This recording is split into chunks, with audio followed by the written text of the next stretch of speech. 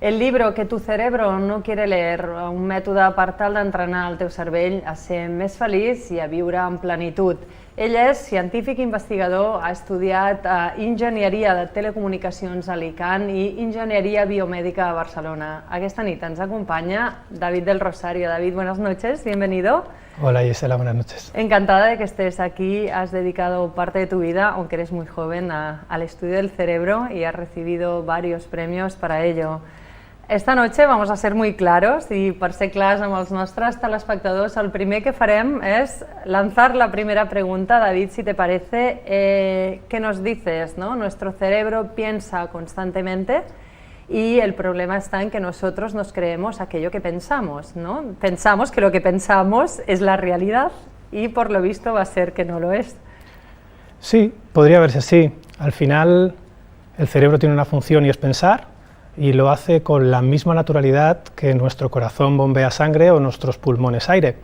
Lo que pasa es que hay una cosa clave, y si quieres empezamos a tope. A tope, a tope. Y es que, si se podría llamar problema, el único problema que existe es que nuestra forma de comportarnos, nuestra conducta, no está alineada con la forma de funcionar de nuestro cerebro y nuestro organismo.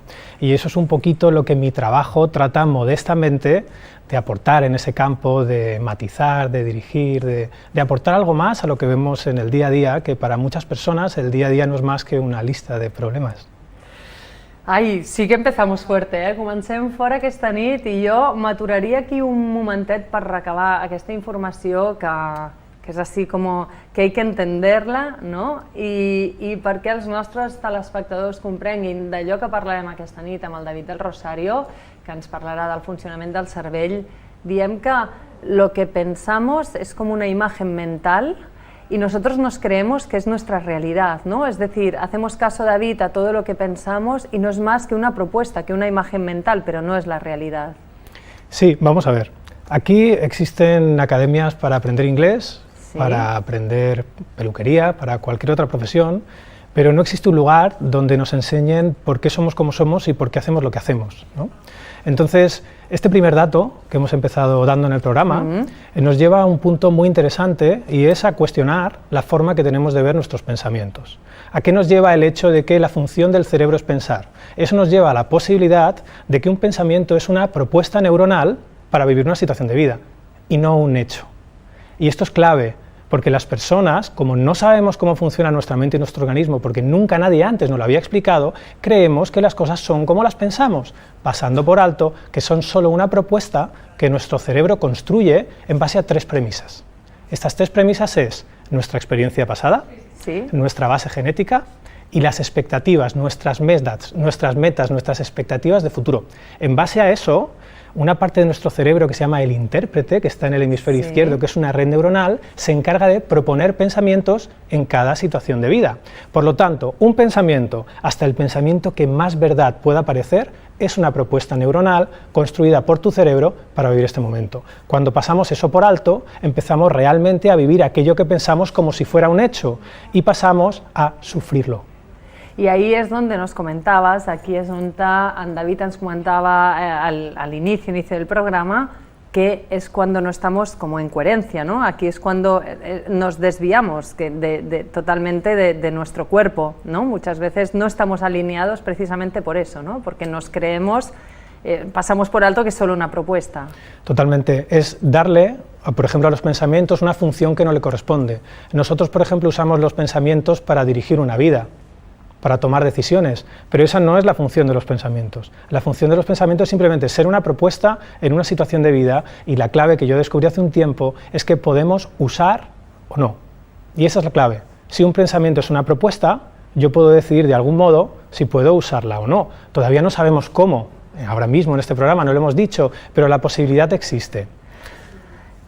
Però esto és una revolució, David. Ara qui ens estigui escoltant en aquest moment i no hagi sentit a parlar d'això, que la majoria, perquè no ens han educat per això, estarà dient com, que no m'he de creure allò que penso, però si és un pensament i tota la vida m'he pensat que allò que pensava era doncs aquella veritat tan meva, y ahora ve el David aquí y nos desmontas el chiringuito, David. Bueno, el chiringuito se desmonta a sí mismo, ¿no? Al final, mira, nosotros de algún modo hemos estado utilizando los pensamientos, gestionándolos, en base a si son verdad o son mentira. Sí. Yo lo que propongo es usar los pensamientos en base a si me son útiles en este momento o no me son útiles. Porque si tú estudias cómo se conforma un pensamiento desde un punto de vista neuronal, desde un punto de vista del organismo, te das cuenta de que la probabilidad de que ese pensamiento sea mentira es demasiado elevada. Este hecho también lo convierte en una propuesta y por lo tanto fíjate qué distinto es que tu cerebro te proponga un pensamiento, por ejemplo, en esta situación de vida. Sí. Espero que se esté entendiendo lo que estoy explicando, es un pensamiento que mi intérprete, mi cerebro me está proponiendo ahora y yo puedo darle dos usos, el uso de si ese pensamiento es verdad o es mentira o el uso de si para mí es útil o no en este momento. Por ejemplo, para mí en este momento ese pensamiento no es útil. Vale, o sea que normalmente, i per fer un resum, anirem així, resumint mica en mica, perquè aquí en La Flor de Pell, David, somos súper prácticos y queremos que al telespectador le quede súper claro hoy cuando acabe este programa empiece ya a crear este nuevo modelo de pensamiento, ¿no? Hasta el momento, si te he entendido bien, creemos que un pensamiento es bueno o malo. Ahora, a partir de ahora, tenemos que el que tenim que fer es coger ese pensamiento y determinar si nos es útil o no nos es útil, ¿no? Esto, tú sabes que yo estoy completamente obsesionado con la práctica. ¿Quieres que lo probemos? Porque yo puedo hacer un resumen racional. Por favor, aquí somos tenemos una libreta y todo que le llamamos la llibreta de La Flor de Pell. Els nostres telespectadors ja la coneixen, 3 temporades y, por favor, David, sería lo mejor que podríamos hacer esta noche. Ok, necesito abusar de ti neurológicamente. ¿Puedo? Me dejo. Este es tu guión de preguntas, ¿cierto? Sí. ¿Me lo dejas? Sí, sí. Vale, vamos a movernos ahora durante los próximos minutos sin tu guión de preguntas. Esto lo hice, mira, aquí un inciso y además le conoces muy bien. Esto me atreví a hacerlo una vez, lo hice aquí cuando tuve a Sergi Torres y me atreví a hacer el programa sin guión, pero yo venía preparada de hacerlo sin guión. Ahora tú me sacas el guión de golpe y yo me dejo, venga. Lo único que estoy haciendo ahora mismo es poner una situación novedosa en tu vida, una situación que no tenías prevista. Esto puede ser también que tu hijo se ponga enfermo o que no te renueven el trabajo la final de vacaciones. O sea, simplemente estoy poniendo una cosa que no esperas, que está fuera de tu control y que te expone. Vale, y ahora esto a mí me ha dejado totalmente neurótica y cruzada. Claro, aquí se nos van las teorías, se van por el retrete. Aquí solo podemos empezar a poner en práctica todo esto que hemos visto de los pensamientos y ahora mismo nada más yo ponerte en esta situación, tu cerebro te ha hecho una propuesta y ha sido este pequeño inciso que has hecho de que esto pasó con Sergi Torres y todo esto. Claro, ¿cómo movemos esto? Para yo poder realmente saber si un pensamiento es útil o no, yo necesito algo que se llama sentir. Yo necesito sentir cosas. ¿Y qué es esto de sentir? Si yo ahora mismo, por ejemplo, te digo que te mires, que sientes, te vas a encontrar con dos cosas. Estas dos cosas es lo que llamamos en neurociencia o en neuropsicología el sentido afectivo. Y poniéndole esta idea zapatillas de estar por casa, ¿qué significa esto del sentido afectivo? Si yo miro que siento, me encuentro dos cosas. Una la tengo clara yo ahora mismo, mi nivel de bienestar o mi nivel de malestar, y luego por otro lado tengo mi nivel de excitación o mi nivel de tranquilidad. Estas dos cosas juntas forman mi afecto. Ese afecto me está hablando todo el tiempo acerca de mí. Ese afecto me está hablando todo el tiempo acerca de la utilidad de los pensamientos. Entonces yo ahora te pido, por ejemplo, que compartas conmigo y con todas las personas que están esta noche en su casa, un pensamiento que tu intérprete te proponga en esta situación de vida. El primero y clarísimo, que además me acompaña en muchas situaciones de mi vida y aquí em destapo ja directament, es el miedo. ¿Puedes concretar ese pensamiento? ¿El miedo a qué? El miedo a quedarme sin palabras. A no saber qué decir, a que esto no salga como tiene que salir. Como a que estaba no salga previsto, como estaba estructurado, como mi cerebro había diseñado. Fíjate, si yo ahora te pregunto cómo te hace sentir ese pensamiento, esta pregunta no tiene una respuesta de otro argumento racional para que yo lo pueda entender. La respuesta a la pregunta ¿cómo te hace sentir ese pensamiento? Es una sensación que solo tú puedes sentir. Y esa sensación va a estar compuesta de dos cosas, de tu nivel de bienestar o malestar y tu nivel de excitación. ¿Cómo te hace sentir ahora mismo el pensamiento? Tengo miedo a quedarme sin palabras, tengo miedo a que este programa no salga bien. Me hace sentir mal. Ese mal, esa sensación de malestar, está hablando acerca de la utilidad de ese pensamiento. Esa sensación de bienestar o de malestar te está diciendo si ese pensamiento es útil o no. Por lo tanto, este pensamiento, tengo miedo a quedarme sin palabras, no es útil para hacer un buen programa. Por lo tanto, no lo uses. ¿Y qué significa no usar? Significa no prestarle atención. Cuando yo le presto atención a un pensamiento, mi cerebro interpreta que ese pensamiento es útil. ¿Qué he hecho yo? He desviado tu atención a lo que sientes. Cuando le desvías la atención al sentir, el cerebro ya interpreta que ese pensamiento a lo mejor no es útil. Entonces aquí ya puedes ejercer tu derecho de decidir si quieres usar o no ese pensamiento. En ese momento, David, el pensamiento se desactiva, perquè ara, per qui ens estigui escoltant, no? Estem fent aquest exercici pràctic aquesta nit aquí amb David del Rosario, sentint en primera persona la proposta que ens fa, ¿no? Estamos en el punto en que utilizamos un pensamiento, o sea, lo que está sucediendo lo utilizamos, no nos sirve, por tanto pasamos al sentir. Y de esta manera dices tú que se desactiva, variamos la atención y se desactiva un poco pues esa ruta que ya teníamos marcada en nuestro cerebro, ¿no? Sería ese el mecanismo a seguir para quien se esté preguntando ahora Totalmente. Cómo hacerlo. Este mecanismo lo único que hace es reconocer que tu pensamiento no es un hecho, es una propuesta, y por lo tanto que tú puedes usarlo o no. Vamos a poner otro ejemplo, porque es que al final el cerebro es alérgico a las definiciones y los conceptos, pero les encantan las historias y los ejemplos y los experimentos. Vale. Por ejemplo, yo ahora mismo voy a buscar un pensamiento que me esté viniendo, alguien que esté en casa y diga, sí, esto que está diciendo David es súper bonito, pero es muy difícil. Yo le pregunto, ¿ese pensamiento es útil para vivir este momento? Ese pensamiento que estás pensando ahora mismo de esto que está diciendo David es muy bonito, pero es muy difícil, ¿cómo te hace sentir? La respuesta a esta pregunta no es un argumento racional para que lo puedas entender, es una sensación. Tu cuerpo te está hablando acerca de la utilidad de este pensamiento. Esa sensación te está diciendo si ese pensamiento es útil o no. Yo puedo sentirlo, puedo hacerlo mío y puedo darme cuenta de que esto es muy difícil, no me hace sentir bien. Por lo tanto, ese malestar me está hablando acerca de la utilidad de ese pensamiento y me está diciendo, ese pensamiento no es útil. Y normalmente lo que solemos decir es, bueno, ¿y qué hago? Ya lo estás haciendo. Al desviar tu atención a aquello que estás sintiendo y no ponerla compulsivamente en aquello que estás pensando, tratando de buscar la solución racional a mis problemas, ya tu cerebro ya está interpretando que ese pensamiento no es útil. Es un camino que no nos garantiza nada, pero es un camino totalmente inexplorado para el ser humano. Yo no sé si hacer esto es mejor o no para una persona, yo no sé si esto va a callar mis pensamientos o no los va a callar, pero no necesito saber a dónde me lleva. Lo único que sé, con mi espíritu investigador, es que ese camino nunca lo he recorrido y por lo tanto no puedo evitar ir hacia él. Y lo que estoy sintiendo, y en estos momentos también, es que ese camino ens dona libertad, te da libertad, porque al final, ¿cuántas veces hemos dicho que somos esclavos de nuestros pensamientos? I el fet de pensar que un pensament et pot ser útil o no, el pots utilitzar o no, això ens fa lliures, no, David? I ens fa també doncs, el poder ser capaços de decidir quan moltes vegades ens creiem que no és possible decidir, ¿no? Y esto... Totalmente. Fíjate cómo somos las personas. Yo ahora cuando dices, bueno, es que somos esclavos de nuestros pensamientos, una persona podría decir, entonces según lo que está diciendo David, eso es mentira. A mí me da igual si es verdad o es mentira, porque al cerebro no le importa la verdad, le importa la coherencia. Entonces yo veo si ese pensamiento, soy esclavo de mis pensamientos, es útil o no para mí en este momento. Entonces empiezo a sentirlo y me doy cuenta que no lo es. No es una cuestión de verdad o mentira, es una cuestión de utilidad, de si es útil o no. Cuando haces esto, tu vida cambia porque no sabes vivirla. Porque siempre habías vivido tu vida pensando, creyendo que aquello que piensas es como es y que tienes motivos para ello. Yo soy una persona, por ejemplo, muy rabiosa porque he vivido en una familia rabiosa, porque he tenido no sé qué. Ponemos 1000 excusas en el pasado. Cuando realmente el pensamiento yo soy una persona rabiosa, si tú lo sientes, te dice que no es útil. Por lo tanto, puedes dejar de usarlo. ¿A qué nos lleva esto? A que no sabemos cómo somos. Investígate.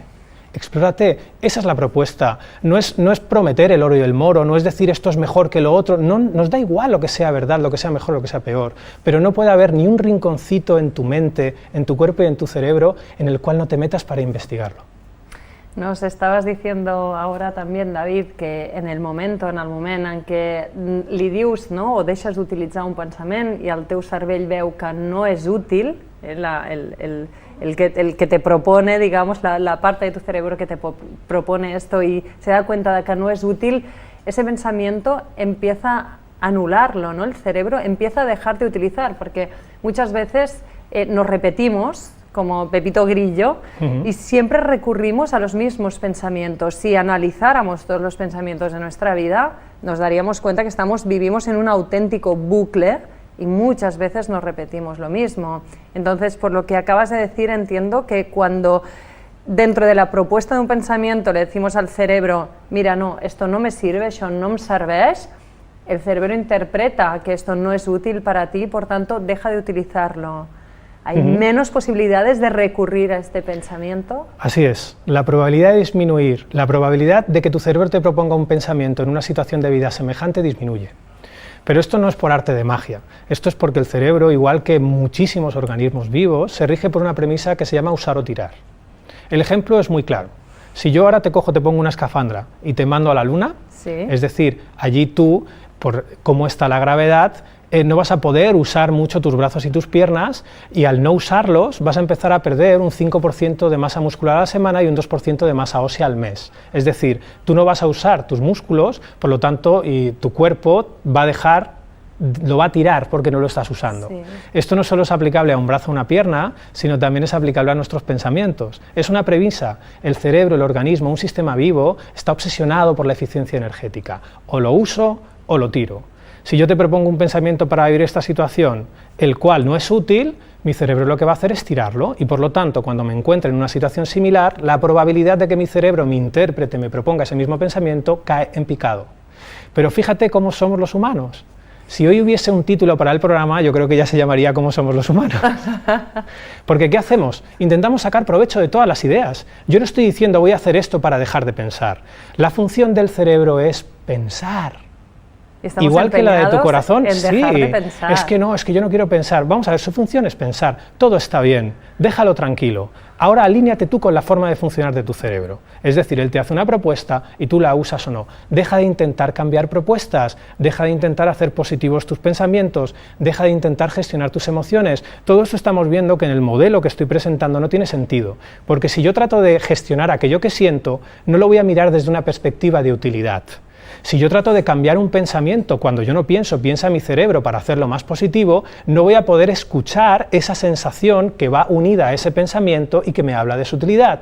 Por lo tanto, nos montamos un lío que pa' qué. Que pa' qué, que solo escucharte a mí se me vuelve el cerebro ya del revés. Vamos a lo sencillo otra vez, David. Entonces, somos lo que sentimos y no lo que pensamos, ¿no? Eso sí que es una auténtica realidad nosotros. Bueno, ahora mismo para mí en este momento sí lo es. Pero yo no te voy a defender nunca una idea en base a la verdad o a la mentira. Para mí ese pensamiento, por ejemplo, ahora mismo es útil porque me lleva a un espacio de mí que no conozco. ¿Y te lleva quizá a un espacio de paz, a un espacio de bienestar? Me lleva a un espacio muy honesto.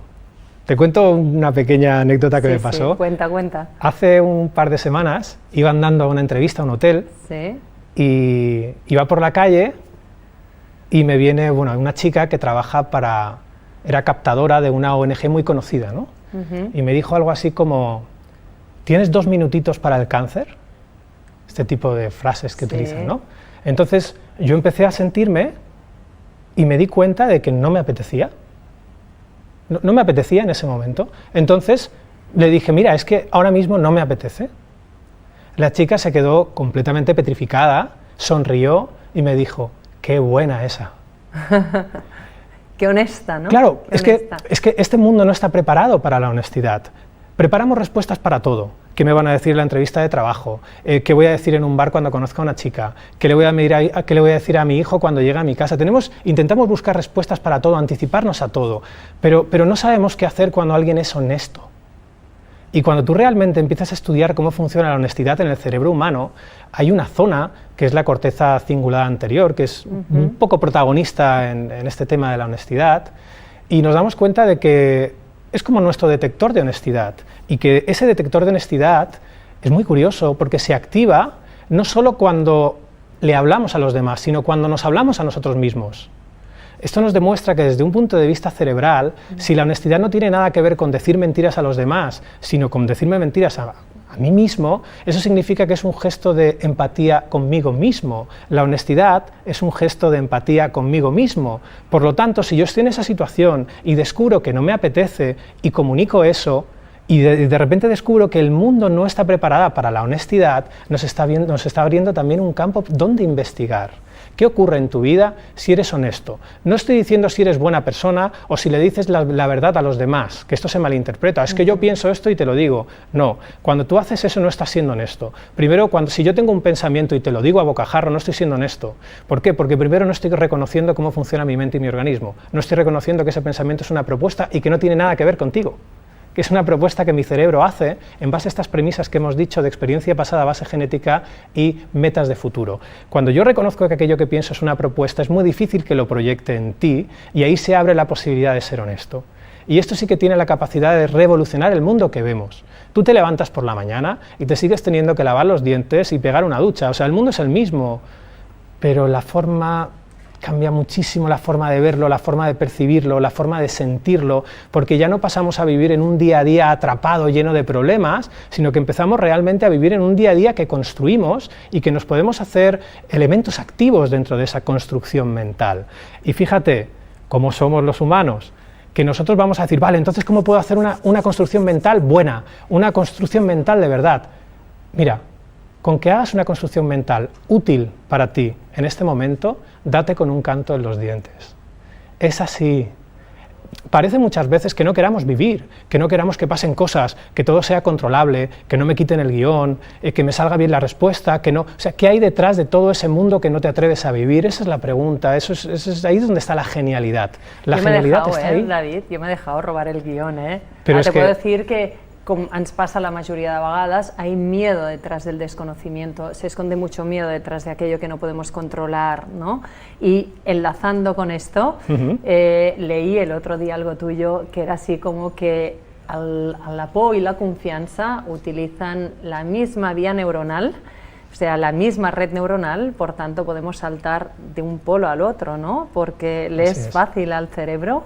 Cuéntanos así como... Sí, un Gisela, poquito así es. de lo poco que nos queda de tiempo ya, una premisa de cómo poder saltar de un sitio al otro. Desde un punto de vista neuronal, como bien has anticipado, no es que exista unas redes o unas áreas neuronales para el miedo y otras para la confianza, sino que las comparten. Entonces, ¿eso qué significa? Que miedo y confianza son las dos caras de la misma moneda. Eso quiere decir que en cada situación de vida yo estoy decidiendo si confío o tengo miedo. Y aquí hay una clave. Ya la clave total para irnos a dormir tranquilos hoy, ¿eh? Mira, cuando yo trato de confiar en mi vida para que mi red neuronal del miedo no se active y poder sacar beneficio de ello, cuando yo negocio con la vida para obtener aquello que quiero, tengo miedo. Estoy disfrazando el miedo de confianza. Ese es el gran punto donde nos encontramos hoy en día la mayoría de personas. Nosotros siempre queremos hacer algo, yo voy a aplicar lo que ha dicho David para que esto no vuelva a ocurrir en mi vida. Yo voy a confiar para no volver a sentir esto. No funciona, porque cuando yo hago algo para no volver a sentir algo es porque tengo miedo a ese algo. Por lo tanto, la red neuronal del miedo ya está activa. ¿Y cómo sé si está activa mi red neuronal del miedo? Cuando yo confío en la vida, no negocio con ella, no le pido nada a cambio. Esto es un gran indicador para saber si yo estoy confiando en este momento o si realmente tengo miedo de que algo ocurra. Y si tengo miedo de que algo ocurra, no pasa nada. Ese miedo es un pensamiento, es una propuesta neuronal que puedes mirar, que puedes sentir y que puedes decidir si usar o no. Y aquí acabamos de cerrar el círculo. Total, y entonces pasamos a sentir el cuerpo, pasamos a ver qué emoción sentimos dentro y nos la dejamos sentir. Y a partir de aquí empieza un mundo, entiendo, totalmente distinto, una propuesta totalmente distinta que, com diu el David, no és ni veritat ni mentida, no està tancada, no és ni millor ni pitjor, és simplement una proposta oberta per tal de que comencem a funcionar des d'un lloc totalment diferent. Esta noche hemos aprendido mucho contigo, David. Yo la primera, m'ha deixat sense guió, és el primer convidat que em treu el guió de les mans, jo m'he deixat. Por ello te doy las gracias, David, por esta propuesta tan bonica que ens ha fet aquesta nit y ojalá nos acompañes otro día con otras muchas propuestas como esta. Te doy las gracias personalmente y